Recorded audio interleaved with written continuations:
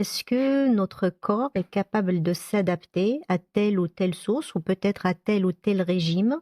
Mmh. Et comment il peut, en fait, remédier à un certain déficit?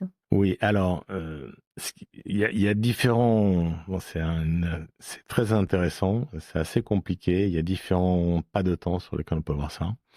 Ce que je veux dire par adaptation, pour le métabolisme protéique, on considère qu'il faut en gros une semaine d'adaptation, des apports aux pertes, en quelque sorte. Parce que il se trouve que c'est quelque chose qui est très important, qui a été conceptualisé il y a assez longtemps maintenant par Millward et Rivers, c'est que le métabolisme protéique est cyclique et adaptatif. C'est-à-dire que plus vous faites de synthèse protéique, plus vous allez activer des processus d'oxydation, parce que c'est les mêmes signaux finalement qui déclenchent la synthèse protéique et qui déclenchent de l'oxydation. Donc plus vous avez d'anabolisme postprandial, par exemple, donc ça veut dire plus vous avez eu de synthèse, plus vous avez inhibé la dégradation, plus ça va conduire à augmenter votre oxydation et l'oxydation des acides aminés après le repas. C'est-à-dire donc à jeun, pendant la phase dite post-absorptive, quand il n'y a Mmh. plus d'acides aminés qui arrivent, vous allez avoir augmenté votre niveau d'oxydation. Donc bien sûr, c'est des oscillations, il faut que je fasse à la caméra comme ça.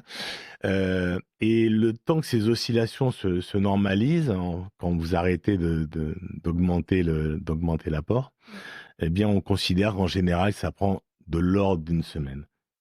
Donc toutes les choses qui sont à court terme, qui mesurent du bilan, par exemple sur un jour, quelques jours, 24 heures, 12 heures, etc., ça ne tient pas compte de ça. Voilà.